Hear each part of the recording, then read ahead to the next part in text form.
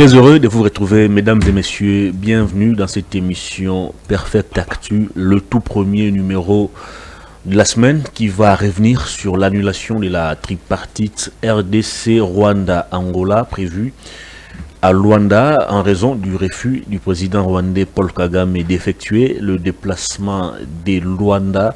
Question de parler de la sécurité, question de trouver un terrain d'entente dans ces conflits qui opposent la RDC au Rwanda. À Kinshasa, on dénonce l'attitude de Paul Kagame qui a refusé donc de se rendre à Luanda et on prend la communauté internationale à témoin. La grande question, est-ce suffisant ces communiqués pour mettre fin aux atrocités qui persistent dans la partie est du pays? On en parle dans cette émission. On va aussi revenir sur les différents meetings qui ont eu lieu le week-end dernier. Deli Sesanga pour les comptes de l'opposition au niveau du stade municipal de Massina et au niveau des Sainte-Thérèse. Constant Moutamba de l'opposition républicaine également, comme il se présente, a tenu aussi son meeting pour soutenir le changement de la constitution, et de l'autre, Deli Sesanga a mobilisé la population pour dire non au changement de la constitution. Qui va l'emporter?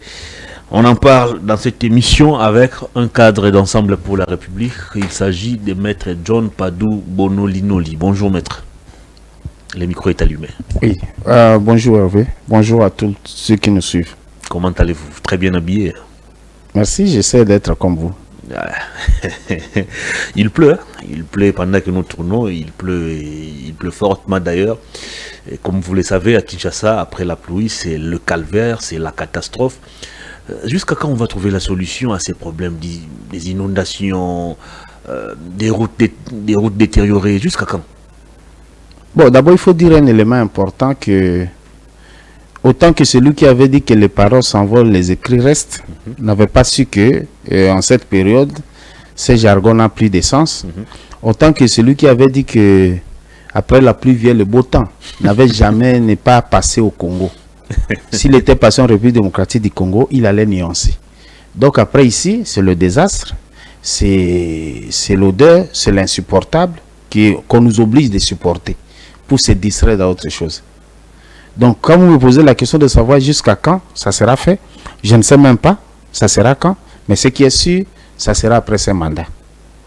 Comment après ces mandats? Oui, après ces mandats, parce que le régime ne sera plus.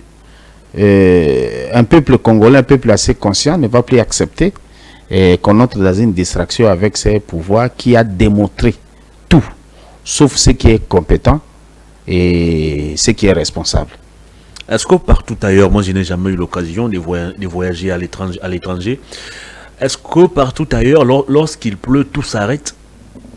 Parce qu'à Kinshasa, quand il pleut, on ne peut plus aller au marché, on ne peut plus aller au travail, on ne peut plus envoyer ses enfants à l'école. Est-ce qu'ailleurs, c'est aussi le cas? Non, la question n'est même pas de poser si ailleurs c'est le cas. C'est un comportement de fainéant. Est-ce que vous avez trouvé de l'excuse pour être ici? Non, non.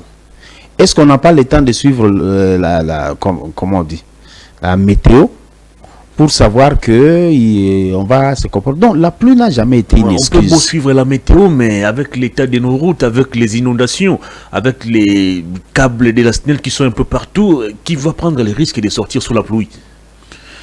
Qui va prendre le risque de sortir sur la pluie? C'est celui qui considère que à ce stade, on est en train de survivre. En fait, nous sommes en train de nous reprocher. Chacun de nous a une part de responsabilité. On laisse faire les choses comme ça se fait là, sans réclamer nos droits conséquemment. Et lorsque nous osons venir ici, par exemple, on considère que non, c'est seulement parce que nous voulons les remplacer au pouvoir, alors que l'opposant, c'est celui qui d'abord apporte ses critiques, qui sont des éléments comme des conseils à faire pour que les choses s'arrangent. Voilà. Alors, si on va dans une comparaison de dire que est-ce qu'ailleurs c'est comme ça, est-ce qu'ici on nous a éduqués comme ça? Vous savez, nous qui avons étudié à l'époque d'Isaïe, en fait l'école primaire justement, on avait un ouvrage qu'on avait intitulé la politesse aux Aïe. Et nous n'avons pas étudié le civisme, nous avons étudié l'éducation civique, politique et morale. On nous dit comment il faut se comporter, comment il faut être à temps, comment il faut voir que si il y a tentative de la pluie, on peut anticiper sur la sortie. Ce sont des choses comme ça. Il est malheureux qu'on se compare pour des petites notions à ce que font les autres ailleurs. C'est une inconscience nationale. Est-ce que je vous vois, vous, Hervé, être inconscient pour poser une telle question? Vous êtes une catégorie mise à part. Donc, pour nous qui sommes mis à part, qui ne vont pas croire à tout ce qui est comme promesse et contradiction sur notre lendemain demain, nous disons, essayons d'adapter, de faire les combats pacifiques comme nous le faisons. On essaya de faire voir, d'apporter des critiques. Malheureusement, de l'autre côté, on ne sait pas tendre l'oreille. Déjà avant la pluie, c'était pratiquement difficile de trouver un taxi pour se rendre ici en ville. Il y avait le phénomène demi-terrain qui se faisait déjà. Maintenant qu'il y a la pluie qui s'abat sur la ville, c'est encore catastrophique. Est-ce qu'au niveau de l'hôtel de ville, on peut penser à des mesures beaucoup plus coercitives pour sanctionner un peu tous ces chauffeurs? Non, mais les chauffeurs sont là, pourquoi? Ils sont arrivés à ce stade, pourquoi? Il y a un élément, l'absence de l'autorité de l'État. L'hôtel de ville dont vous faites allusion. Allez maintenant. Si déjà l'autorité là où il se met, c'est salubre. Donc à ce moment même, le gouverneur ne sera pas en mesure d'accéder dans son bureau. Je ne sais pas par quel mouvement il va le faire. Comme il fait un peu de sport, il va essayer de sauter. Heureusement, il n'est pas à Kin. Il négocie des contrats. Ah, il n'est pas ici. Il est au niveau de la Turquie, je pense. Je parle du gouverneur. Je parle du gouverneur. Non, je parle du gouverneur comme fonction. Il y a celui qui fait l'intérim. Yedi Eli. Ah, je ne le connais pas personnellement. Ah, vous ne connaissez pas le vice-gouverneur de la ville? Mais le gouverneur, j'ai du mal à le connaître. Le vice-gouverneur qui est étouffé par le gouverneur. Le vice-gouverneur est connu pratiquement de tous. Non, je ne suis pas tous. Moi, je suis moi. Oui. Pour preuve, il y a beaucoup qui sont à la maison. Moi, je suis ici. Vous avez dit que tout le monde n'est pas sorti aujourd'hui au Congo. Mais je ne suis pas dans tout le monde. Je suis l'exception de tout le monde. Donc moi, je ne dis pas que je suis à la recherche de connaître les gens, mais je suis excité à voir les responsables se comporter comme des responsables. Vous invoquez l'absence de l'autorité de l'État, mais justement, comment faire en sorte que cette autorité puisse se manifester? Comment faire? Nous faisons déjà. Nous faisons déjà pour que cette autorité commence à se manifester par nos critiques et nos analyses en proposant ce qu'ils doivent faire. Il faut plutôt poser la question comment l'autorité doit mettre en action ce qu'il devrait faire. C'est ça. Et on cherche à mettre en action, il ne le faut pas, et il y a absence de l'autorité de l'État. C'est comme ça que vous verrez un chauffeur faire le sens inverse. N'en parlons même pas à cette heure. Tous ces gyrophares, c'est tout le monde qui a des gyrophares dans cette république. On ne comprend plus rien. D'abord, ils ne sortent pas à temps et ils rentrent tard. Même la nuit, les tapages nocturnes commencent par les retours. On ne sait même plus qui passe. Il suffit d'en avoir, il y a un peu de garde du corps et puis c'est tout. Et très souvent, ce ne sont pas des voitures officielles. C'est avec des plaques de privés. Comment vous pouvez être dans une plaque de privé et poser des actes comme si vous devenez l'État? C'est ce qu'on dit qu'il y a absence d'autorité de l'État. Et le garant de bon fonctionnement des institutions, nous insistons sur le fait que le président doit donner des injonctions fermes au gouvernement pour que les choses reviennent à l'ordre. Le président l'a déjà fait. Il a été même une fois lui-même sur terrain pour voir un peu comment on essaye de réguler la circulation, mais on a toujours du mal à remettre ou imposer de l'ordre. Mais quand on fait une inspection pareille, quand on fait l'évaluation, ceux qui sont là ne sont pas compétents. Alors lorsque vous laissez l'incompétence prendre place, c'est que vous êtes complice. Vous êtes d'accord qu'ils soient là? Entre nous, est-ce qu'on a un autre terme à dire par rapport à ça? Ce pays nous appartient. Nous avons choisi de faire l'opposition, mais c'est notre pays. Ceux qui sont au pouvoir doivent savoir que, mais qui sont au pouvoir, ce sont aussi des cousins, des oncles, des tantes, des amis. Servir le pays est mieux que chercher à s'autosuffire. Vous aurez marqué l'histoire, vous aurez fait quelque chose de référence. Très bien, allez. Votre commentaire avant de parler des sujets retenus au menu de l'émission, les opérations lancées par 2 membres du gouvernement, l'opération Ndobo par le VPM de l'Intérieur et puis l'opération Zéro Kuluna par le ministre de la Justice, qui consiste à traquer bien évidemment tous ces délinquants qui sèment la terreur à travers la ville de Kinshasa. Ils sont jugés, ceux qui seront condamnés seront exécutés avec ces moratoires plutôt levés sur la peine de mort. Ils seront transférés dans des prisons plus sécurisées. Pensez-vous que c'est la mesure salvatrice qui va nous permettre à Kinshasa d'oublier un peu le phénomène Kuluna? Je constate que on veut trop de folklore avec ces pouvoirs. Lorsque vous dites les Kuluna seront pendus, c'est quoi? Peine capitale, quelque chose comme ça. Peine de mort. Ils seront soit fusillés, soit pendus. Oui, on ne peut pas prendre de l'arrogance parce qu'on a le pouvoir de dire n'importe quoi. Ce pays n'a pas commencé aujourd'hui. Cette république a commencé, il y a des gens qui ont fait le travail, il y a des gens qui ont laissé des lois. L'unique chose qu'on leur demande, c'est de respecter la loi. Mais la peine de mort, n'est-ce pas, c'est prévu dans nos différentes dispositions. Je ne légales. rentre pas dans ces débats parce que le ministre de la Justice... Le moratoire sur la peine de mort a été le levé. ministre de la Justice n'a pas pour pouvoir de dire qu'on va faire ceci, on va faire cela. La justice, le pouvoir judiciaire est indépendant du pouvoir exécutif.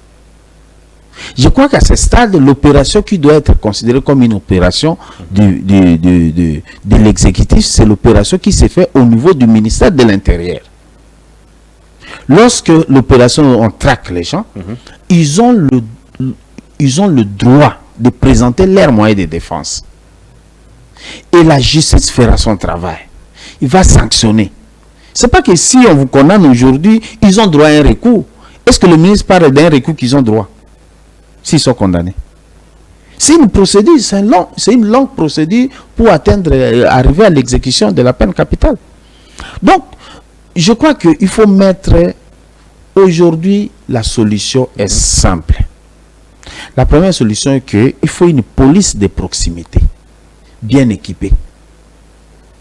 Et non des tôles abandonnées, on tape sur, on bloque même l'avenir, on crée quelque chose, et puis c'est seulement pour déposer les véhicules le soir parce qu'on ne sait plus... véhicules et motos. Motos, on les fait plein. Pourtant, les et généraux chaque commandant avait interdit cela avant de quitter la tête de la police de Kinshasa. Mais vous parlez d'hier. Ce qui était hier était d'ailleurs médiocre. Aujourd'hui, c'est le pire. Donc, le problème ici est que il faut équiper la police. Mais pourquoi cette police est arrivée à ce stade? C'est parce qu'on le met là-bas, on dit débrouillez-vous. Qu'est-ce qu'il faut? Ils ne sont pas équipés des fois de postes de police avec 3-4 éléments dans un point chaud où il y a des actions à l'est et à l'ouest du coin où ils sont. Ils vont agir comment? Et puis, c'est la sous-traitance qui est arrivée à la police. Parce qu'il me semble qu'il y a même des gars qui portent des tenues de la police, qui n'ont pas de matricule de la police, qui n'ont rien. Donc, il y a la sous-traitance même là-bas. Donc, il y a tellement d'absence de l'autorité de l'État, on ne dira jamais assez, que tout ce qui est telle opération, telle autre opération, sont des slogans pour amuser les gens. Personne n'a dit au ministre de la Justice d'aller évacuer les gens en prison. Bon, quand il les faut rentrer. Parce que la plupart des gens, ce sont des gens qu'on est allé prendre à la prison centrale et les faire sortir. Le pire est arrivé, on va les faire rentrer. On fait un cercle vicieux, là on a critiqué, on revient au même sens. Mais au moins, vous saluez au moins cette initiative de traquer les Kuluna. Même les promesses, c'est une initiative. C'est quoi la promesse? Non, même les promesses... Il y a des procès en flagrance qui se tiennent pratiquement tous les jours pour juger ces Kuluna. Moi je ne rentre pas là. Vous m'avez posé la question, moi je vous dis, même une promesse, c'est aussi quelque chose de bien parce que ça fait... En fait, on n'est pas sur le problème de l'opération décrétée. Mais la suite de l'opération décrétée. Mais la suite, c'est la parce que la plupart de ces... Non. De ces présumés délinquants. Mais vous savez qu'il y a aussi des innocents qu'on arrête. Ah bon? Ben oui. Il y a aussi des gens, ils venaient d'une course. Et curieusement, on le regarde, sa physionomie, là, un peu de l'ox, on dit non, ça doit être un voyou. Et on l'arrête comme ça.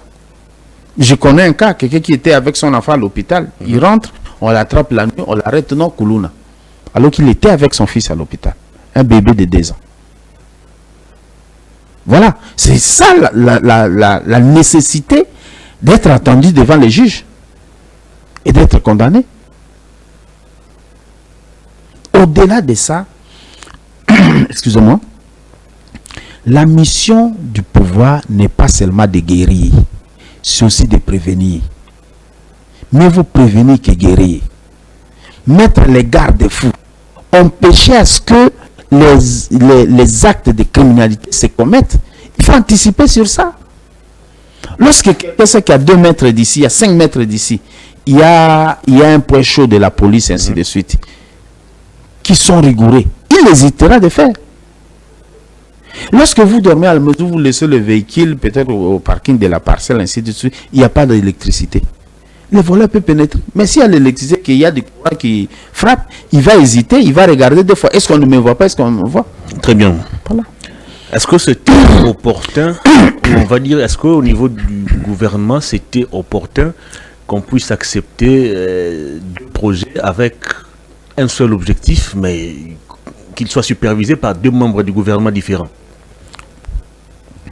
Un problème de coordination et supervision décrié par le passé par le président de la République persiste encore. D'abord, ça ne peut pas être géré par 2 parce que un vice-premier ministre, l'autre un ministre d'État. Mais chacun a lancé son opération de son côté.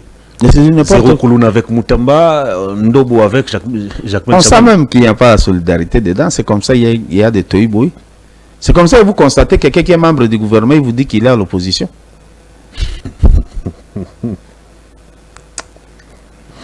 Un problème de texte, un problème d'interprétation des textes. Non, il n'y a pas, il y a tout simplement la mauvaise foi. Et je crois que le pays a raison, aujourd'hui nous avons raison, d'avoir dit qu'il ne faut pas voter ces gens. Au moins les Congolais doivent être d'accord avec nous, nous on avait raison. Merci beaucoup. Allez, on va parler de cette rencontre annulée à Luanda, cette tripartite entre la RDC, l'Angola et le Rwanda pour parler de la question sécuritaire dans la partie est du pays. Paul Kagame, président rwandais, n'a pas effectué le déplacement et pour Kinshasa, c'est un sabotage, c'est une volonté affichée par le Rwanda de vouloir soutenir ou de continuer toujours à soutenir la rébellion ou les atrocités dans la partie est de la RDC. Vous, comme politique, comment vous analysez cette situation? J'étais fortement déçu hier, un peu dérangé, choqué. Choqué par rapport au fait que, quelle que soit ma position, Fachi c'est le président de la République démocratique du Congo qui est mon pays. Je ne peux pas comprendre que les services ne soient pas au courant que le président rwandais ne va pas faire les déplacements. C'est choquant. Ce qui a été subi hier, c'était une gifle politique que personne ne peut accepter. On est prêt à traquer les opposants lorsqu'ils passent ici. On a de l'intelligence pour ça, on a du muscle pour les enlever, on a tout, mais anticiper si ce qui va se faire. Je ne pense pas que dans le milieu diplomatique, il n'y a pas eu quelque chose qui a été soufflé que le président ne serait pas là. Entre nous et le Rwanda, qui sont proches de l'Angola, nous, notre président allait faire les déplacements lorsqu'on nous confirme que la délégation du président, en fait, le président angolais a fait les déplacements. Le président rwandais. Qu'est-ce qu'il dit? Le président rwandais a fait les déplacements. Comment comprendre qu'on fait déplacer notre président de la République sans qu'on ne soit au courant de ça? On a des monitoring pour suivre les opposants qui n'ont armes que critiques et propositions. Avec l'actuelle infraction de propagation de faux bruits. Mais moi, je crois qu'au nom de la loi, j'exige une enquête et sanctionner les gens de service parce qu'ils ont présenté le président comme quelqu'un qu'on peut humilier comme ça. Nous pouvons avoir nos discordances sans... Est-ce que le problème c'est les services congolais ou l'agenda du président rwandais? Non, non. Moi, je parle de services. Moi, je ne gère pas le président rwandais. Je ne suis pas rwandais. Comment je vais parler de son agenda? Mais c'est l'agenda du président rwandais. Lorsque vous êtes dans une négociation... qui a empêché qu'il puisse se déplacer. Lorsque vous êtes dans une négociation, il y a toujours des paramètres. J'ai suivi notre ministre des Affaires étrangères dans un point de presse qui m'a laissé au coin un peu plus... J'étais déçu. J'ai suivi l'extrait. Elle ne vous a pas convaincu? Non, elle ne peut pas me convaincre. Elle ne peut pas. Parce que là, vous savez aujourd'hui, l'unique élément, nous sommes, en fait, les deux pays, je parle de nous sommes dans une négociation par rapport à un cas. Quel est le pays qui est envahi? La RDC. C'est le nôtre. Nous nous comportons en prenant la communauté internationale comme si c'est la communauté internationale qui doit tirer les conséquences. Au lieu que nous tirions les conséquences, lisez les communiqués. Le pays demande à la communauté internationale de tirer les conséquences. C'est nous, il s'agit de notre pays. C'est nous qui sommes envahis. Encore un élément important qui fait qu'il n'y a même pas moyen de parler de la révision ou du changement de la Constitution. Nous vous disons, et Dieu est tellement bon qu'il y a des choses qui sortent qui nous donnent raison. On ne force pas quelque chose. Donc, je disais que déjà ça, c'est un élément. De deux, il me semble que selon notre gouvernement, pour qui je crois, c'est le gouvernement rwandais qui est venu avec le dossier du M23 pour qu'il soit intégré. C'est ça, je crois, en discussion. Le ministre des Affaires étrangères rwandais dit que non, c'était dans le texte proposé pour soumettre à la signature. Ce qui est vrai entre les deux versions, il y a un élément, c'est le M23. Kinshasa refuse de discuter directement avec le M23. Ça fait partie des éléments qui constituent à ce jour le blocage dans l'évolution de ces différentes assises. Je vous ai dit au début ici que la République démocratique du Congo n'a pas commencé hier. Vous savez, par petite histoire de rappel, Mouzé, lorsque le RCD a commencé et le MLC consort, il a refusé de négocier avec les rebelles, on s'entend. Nous sommes arrivés au finish. Nous sommes arrivés à une situation où on est parti à San City pour voir ce qui c'est pour arriver à ce que nous sommes aujourd'hui. Je crois que ce problème de négociation peut être abordé autrement dans les négociations parce que nous sommes toujours demandeurs de la négociation. Il me semble que nous n'avons pas abandonné.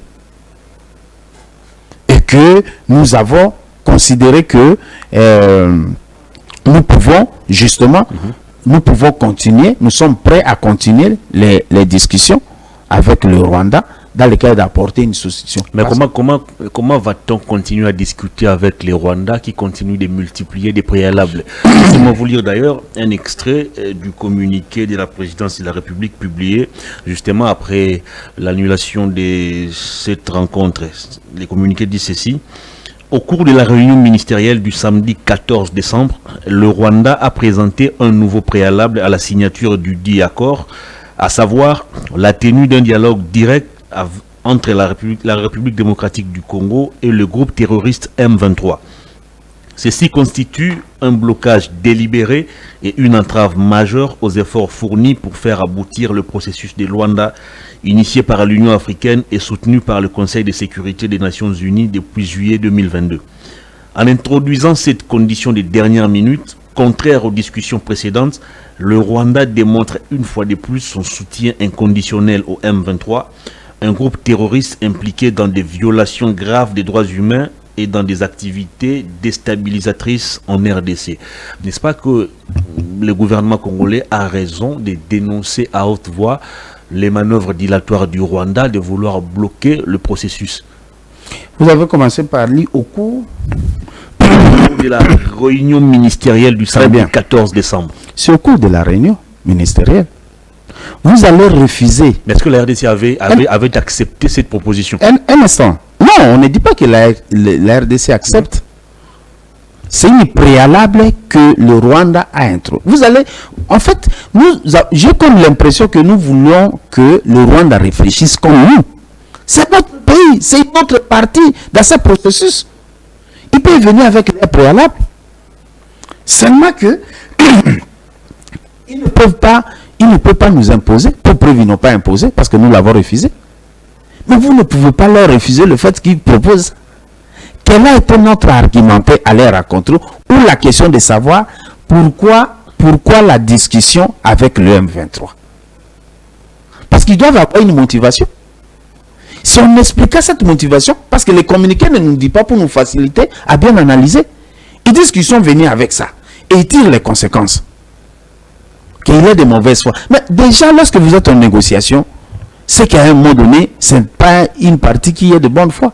Mais quelle a été la conclusion à la fin qu'est-ce que la République a dit à la fin?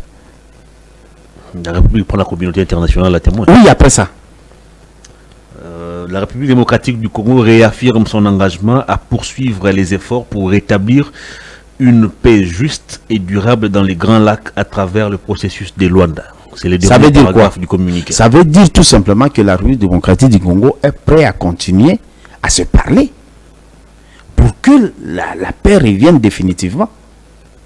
Donc aujourd'hui, on a fait presque... Mais comment le pays qui est agressé se met dans une position encore de faiblesse pour courir derrière le Rwanda qui est présenté comme notre agresseur? Voilà.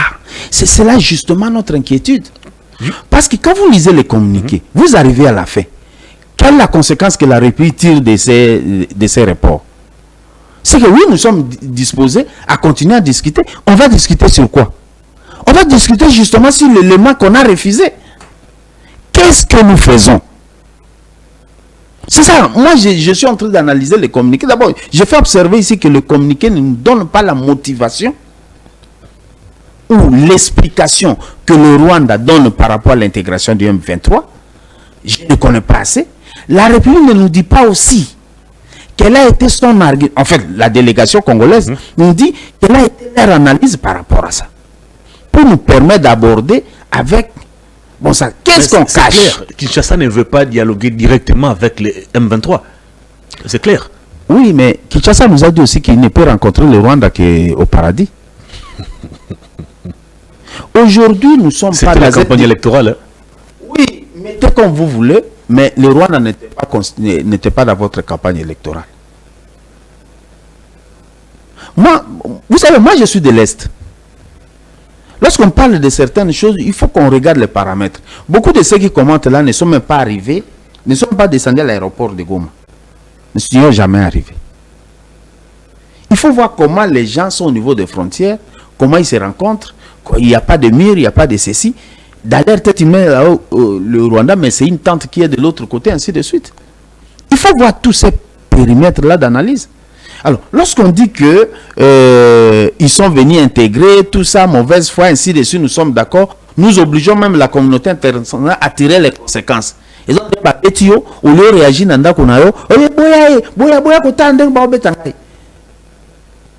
est-ce que c'est responsable? Ce n'est pas responsable. Visiblement, la diplomatie a montré ses limites. Plusieurs fois, le Rwanda nous a humiliés. Le Rwanda a lancé ou a tiré plusieurs fois, je crois une fois d'ailleurs, sur l'aéroport de Goma. Les camps de déplacés, les réfugiés ont été plusieurs fois attaqués, des femmes violées. Dans des écoles, les élèves ont subi des traitements inhumains.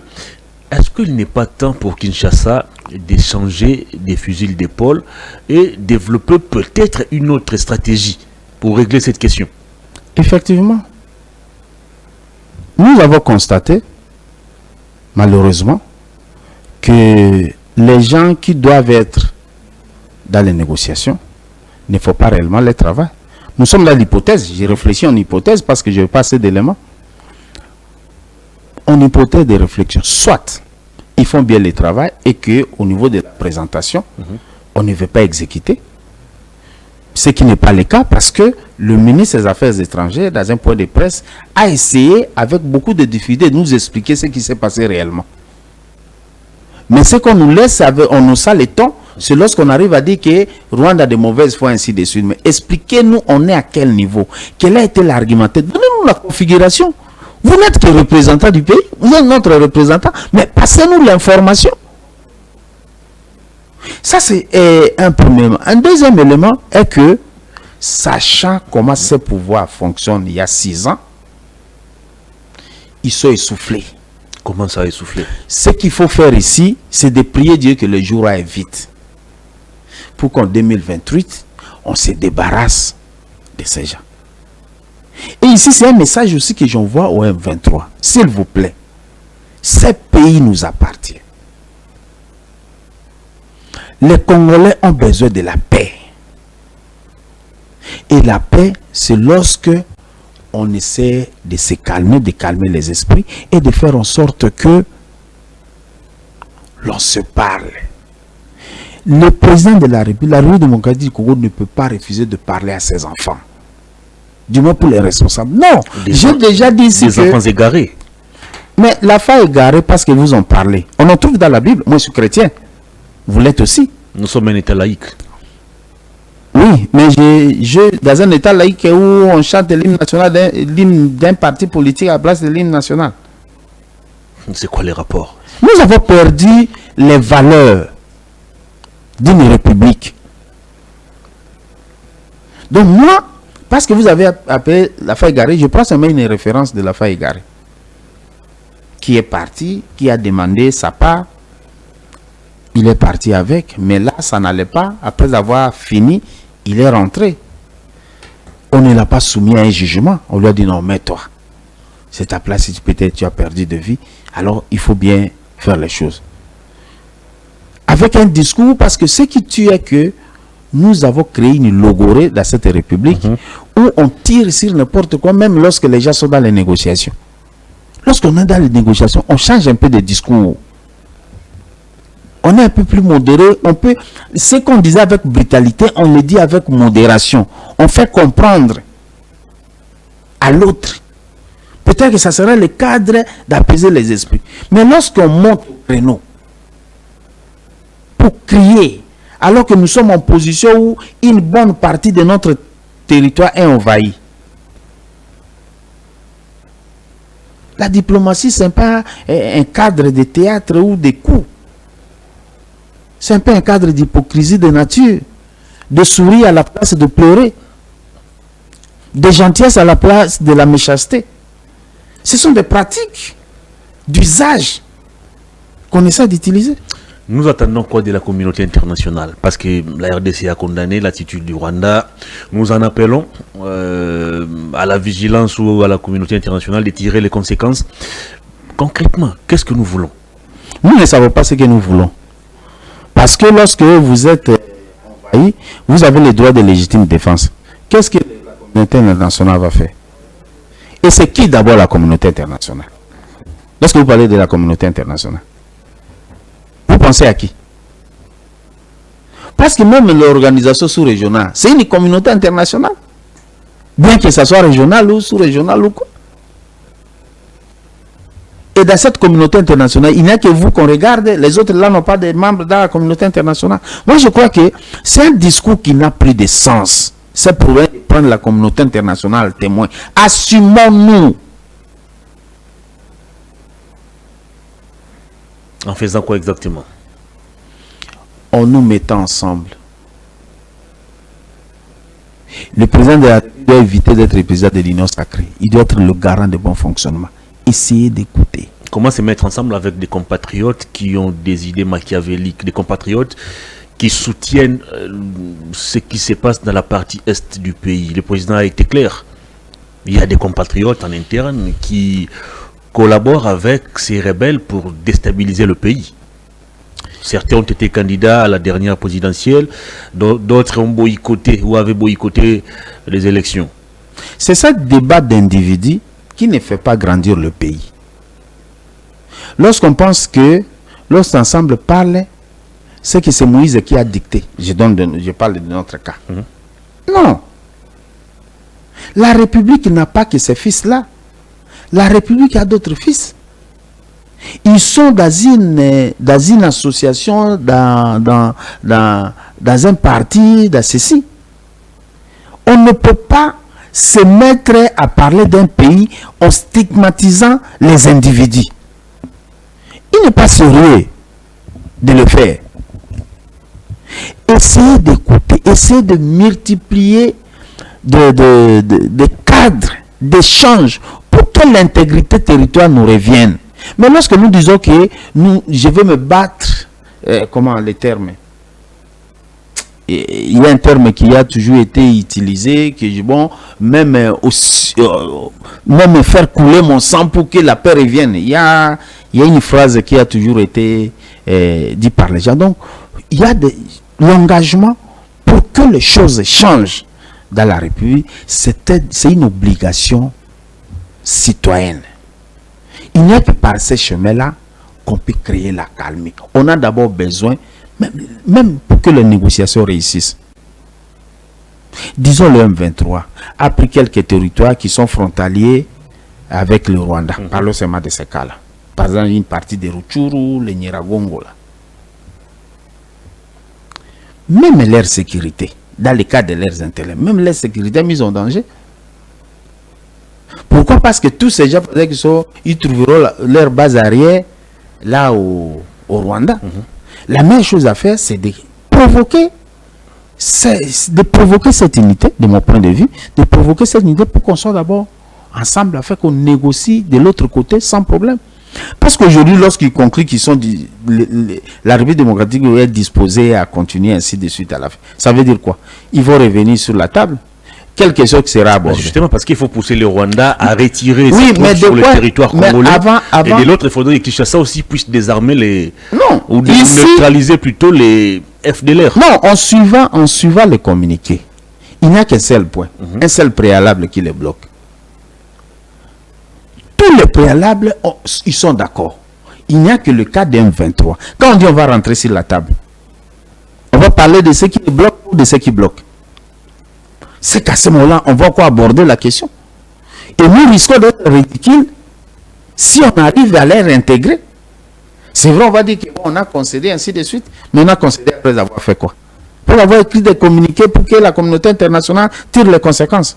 Vous voulez donner la communauté internationale du travail alors que vous vous dites souverain. Là aussi, vous voulez vendre une partie de l'article 217.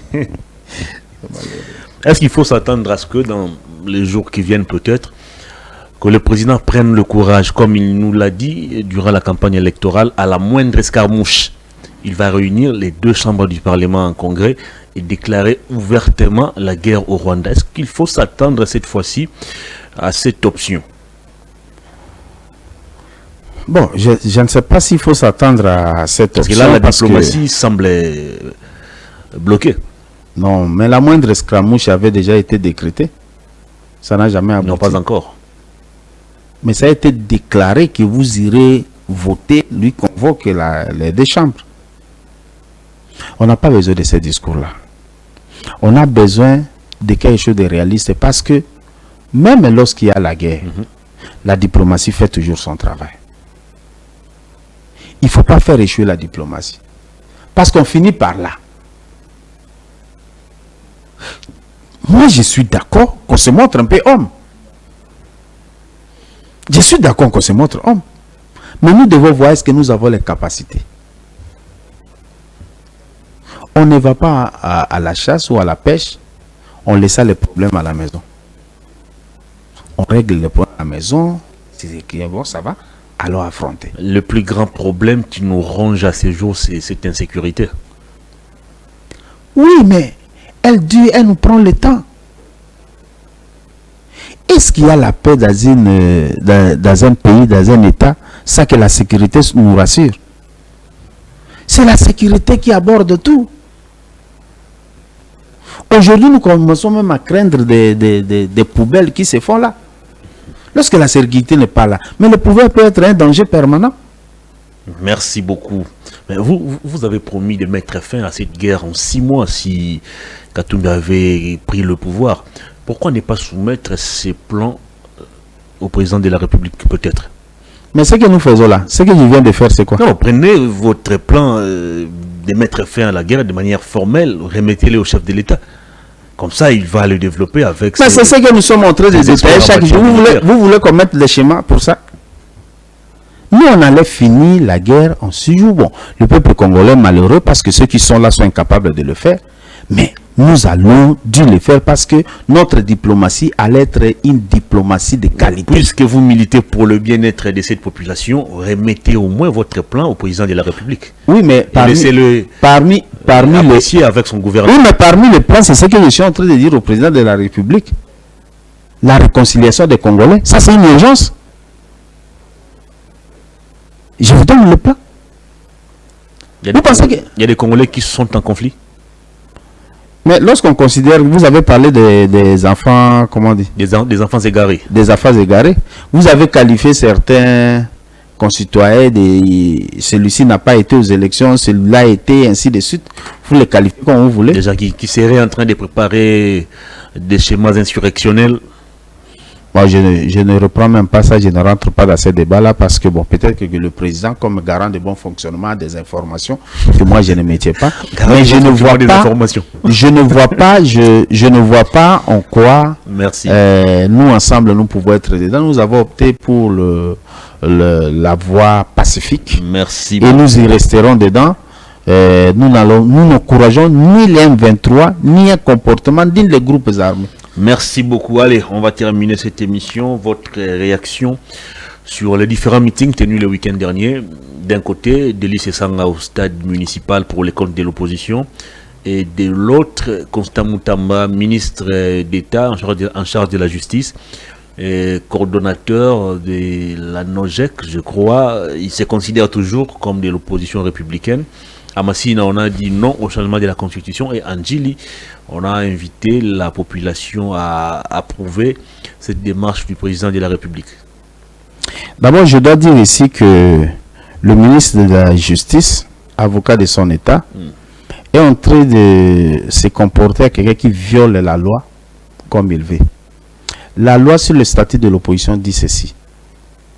L'opposition est déclarée à l'Assemblée nationale. Ou à des chambres. Exact. C'est qu'il a pu faire. Mais quand est-ce qu'on renonce à ça? Lorsqu'on accepte de participer au gouvernement et que l'on soutient les programmes du gouvernement. Il est maladroit pour le ministre de se considérer avec tricherie intellectuelle qu'il est de l'opposition. C'est en violation de la loi. Je m'adresse au ministre de la Justice. C'est en violation de la loi, le statut sur l'opposition, qui est une loi organique. Alors, mais il a droit de faire son meeting, pas avec tricherie de qualité, mais on se considère comme membre du gouvernement. Et pour nous, il fait la suite de la campagne que le président avait déjà amorcée. Nous disons tout simplement de notre côté que nous encourageons, nous sommes d'accord, totalement d'accord avec les groupes de sursaut patriotique, avec le président Sesanga et tout son groupe. Donc nous sommes d'accord avec eux pour tout simplement une raison qu'on n'a jamais cessé de dire. Lorsque la parcelle est envahie par les ennemis, une bonne partie est retenue, on ne parle pas du certificat d'enregistrement de cette parcelle. Parce que ceux qui sont en liberté ne prennent pas les droits de ceux qui sont envahis. Ils ont le droit de participer à ces débats. Nous sommes devant une inopportunité de ces dossiers. C'est quoi l'inopportunité? Pourtant, c'est ça, en campagne électorale, nous promettait aussi de réviser certaines dispositions de la Constitution. Non, mais ce n'est même pas un problème du président Sesanga. C'est un problème de la Constitution. La Constitution vous dit qu'elle est révisable. Mais la Constitution vous donne quand est-ce qu'il faut réviser. C'est ça la nuance, c'est ça l'opportunité. Est-ce qu'il est opportun de parler? Parce que quand on soumet une question au référendum, vous n'avez pas le droit de priver quelqu'un de manifester son choix au référendum. À moins que lui-même refuse. Parce que c'est un droit. Le refus de faire quelque chose, c'est aussi un droit. Mais vous ne pouvez pas l'interdire. C'est en violation de l'article, je crois, 13 de la Constitution. C'est prôner la discrimination. Mais qu'est-ce que vous voulez au juste, vous de l'opposition? Vous avez tantôt fustigé l'état des sièges, que ça ne produisait pas les résultats escomptés, ça ne servait absolument à rien. Mais est-ce que ça a produit? Maintenant qu'on parle seulement de la Constitution, vous revenez encore sur l'état des sièges. C'est comme si à un moment donné, lorsque vous êtes convaincu de l'idée que l'opposition dit à X, il faut changer l'autre idée. Mais vous allez de mal en pire. C'est la Constitution qui vous dit que durant cette période, on ne touche pas. Et l'opposition a quoi dans ça? On peut toujours lever cet état des sièges. Lever l'état des sièges. Il a fait déjà. Oui, lever l'état des sièges, qu'est-ce que ça a apporté comme solution? Ça n'a pas apporté de la solution. Le pays est toujours comme il a été. Depuis que le M23 a commencé à récupérer des villages. Le point ici, comme si, vous savez, il y a deux personnalités de cette république qui sont allées dire à l'étranger que la guerre n'est pas au Congo. Vous n'avez pas suivi ça? C'est loin des 1000 km, loin. Alors les gens qui ne sont jamais arrivés au Congo savent qu'il n'y a pas de guerre là-bas. On est en train de nous tromper. Ou des gens, parce qu'il y a beaucoup de Congolais qui sont ici, n'ont jamais vu l'Est. Même ici, à Kwamoutou, ici. Nous contrôlons. Au niveau de Maloukwa, Kinshasa, et le plateau de Bateke. Nous contrôlons. Lorsque l'opposition vous dit il faut finir cette histoire et faire les débats de la révision après. Parce que aucune disposition de la Constitution ne vous interdit, ne vous empêche, ne vous permet pas, pour mieux dire, de bien faire le travail. La Constitution leur interdit de payer les enseignants. C'est la Constitution qui interdit de poursuivre ceux qui sont en train de voler l'argent de la République. Voilà. Nous disons tout simplement au pouvoir en place qu'il y a beaucoup de priorités. S'ils ne savent pas, on peut les rappeler. Et parmi ces priorités, il y a le changement de la Constitution. Ça devient un impératif. Ça limite le pouvoir du chef de l'État. Vous pensez que le changement de la mise en place des institutions. Non, vous pensez que le changement de la Constitution va permettre à ce que les routes s'arrangent? Cet argent pour le changement de la Constitution ne peut pas construire des routes. J'ai vu le maïs planté sur Bokassa. Nakacha Potopoto. Une route. Un enfant de 2 ans, si vous le ramenez, non, c'était une route que les véhicules passaient. Il va vous prendre pour un fou. Il y a beaucoup de choses à faire. Essayez de connecter. Aucune province n'est connectée à l'autre en route. Je ne parle même pas de bonne route. En route. Kinshasa est connecté au Congo central. Kinshasa est connecté au Grand Bandundu. Vous, en route, vous êtes passé par là? Parce que moi, je reviens de Moanda.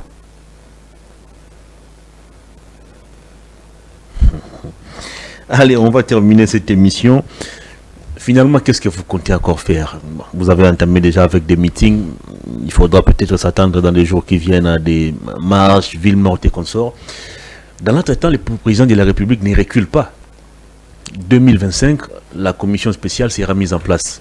Il est revenu encore sur ça lors de son adresse à la nation le mercredi 11 décembre 2025. Une commission sera mise en place, une commission composée de plusieurs scientifiques, de plusieurs chercheurs, pour nous élaborer une nouvelle constitution.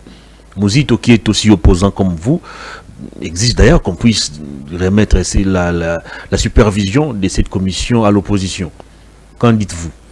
Bon, d'abord, soumettre la commission à l'opposition alors que ce sont des experts, ce sont des scientifiques qui vont travailler sur les textes. C'est un peu insensé, non? Ils ne parlent pas de la même chose. Non, je suis dans une logique où on présente aux scientifiques. Aux scientifiques, c'est que c'est l'expertise. On ne leur donne pas comme politiciens. On leur donne comme un cadre de réflexion scientifique et à réfléchir sur le texte. Ça, c'est un premier élément. Mais je crois que, comment on dit, l'erreur, elle est humaine. Mais lorsqu'on persévère dans l'erreur, c'est diabolique. Et chez nous, Africains, il y a même une chanson. Le premier Gaou n'est pas Gaou. C'est le deuxième qui est Nyata. On peut comprendre, on peut se tromper une fois, une première fois, c'est humain. Mais une deuxième fois, et persévérer dedans. Qui s'est trompé, qui persiste dans l'erreur. Il y a quelqu'un qui m'a posé la question, qu'est-ce qu'il y a de commun dans les discours de chef sur l'état de la nation sur les 6 ans? J'ai dit quelque chose de commun, ce sont les promesses. On trouve des promesses. L'urgence, c'est les 38 000 kilomètres. Les routes à construire. Parce que des dessertes agricoles.